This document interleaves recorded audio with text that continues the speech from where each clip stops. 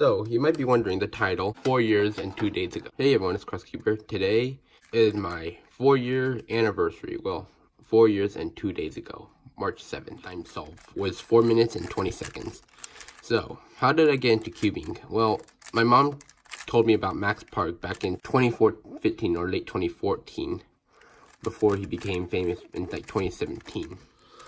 So the whole thing about Max Parks kind of inspired me a little bit to learn the Rubik's Cube. So I went on to how to solve a Rubik's Cube about a week later after buying a Rubik's Cube from Target.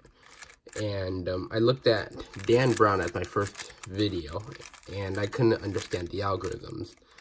I was going to give up, but I didn't want to. So I looked at Serge B's as well.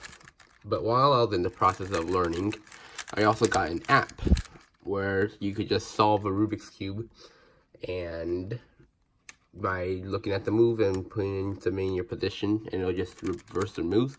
So I did that. I faked that out to my family. They actually believed it, but then I knew that was fake, and I won't ever learn from that. So I actually took more time to learn this.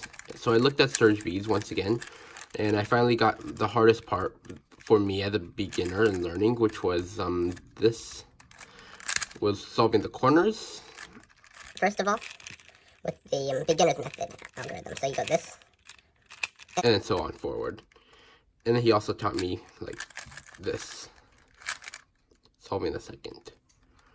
So it was hard for me to understand the algorithms from Dan Brown, and then Serge B's didn't explain the algorithm. So that's what I kind of understood. And then going on forward, he did this, and then the whole beginner's method taught me how to orient.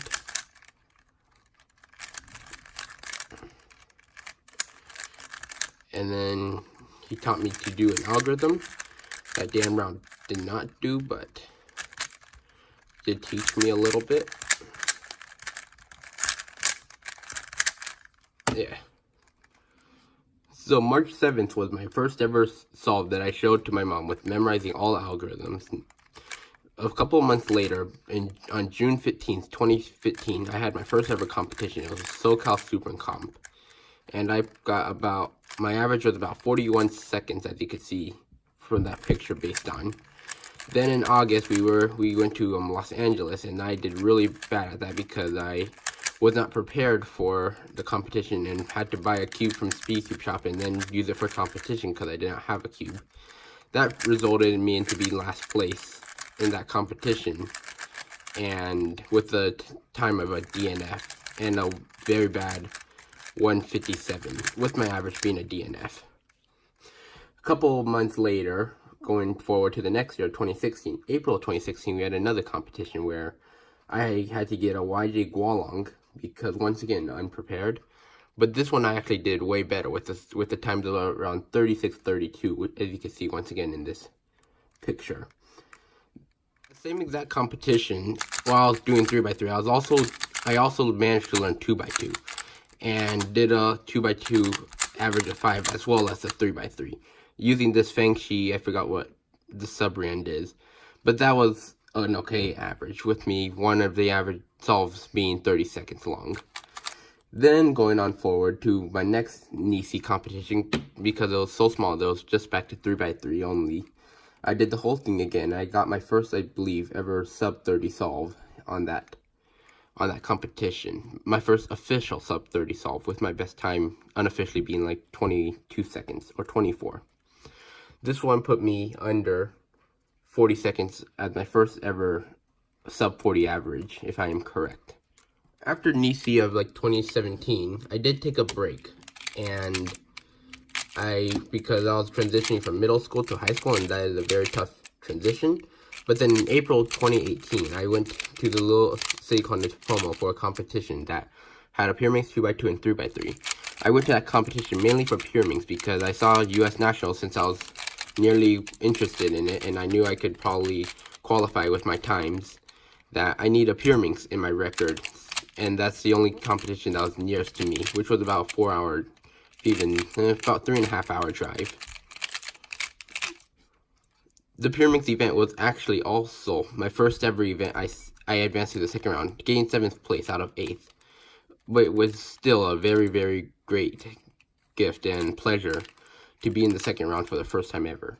And then going on, we went to another competition in May. I did not do as well as I wanted to do, with my pure minx average being around 11 seconds, and my 3x3 average being around 28, and my 2x2, there was no 2x2.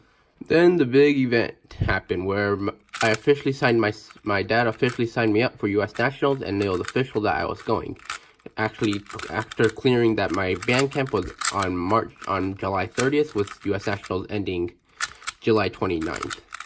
So that was a very exciting trip. We went to Alaska from the 6th to the 12th, and then I went back to Salt Lake City with my dad and competed in U.S. Nationals. I did place like 500th out of like 700 on 3x3. But I did get a really good time of 16 seconds twice. And then unfortunately I did fall down a little with 26, 25, and 26. Making my average around 22 seconds. And then my pure minx was okay, which I got around 10-second average. And then my 2x2 average was around 8. So my best event at U.S. Nationals was a 2x2. But once again, a very great experience. Unfortunately, I will not be going back to U.S. Nationals this year, but maybe next year, because this year's in Baltimore, and Salt Lake City was already very hard to plan, and Baltimore U.S. Nationals does run into marching band. So thank you for watching this cubing story of my 4 years and 2 days of cubing. Right now you are seeing a solved 4 years, and how much I have improved since my first timed solve, which was 4 minutes and 20 seconds.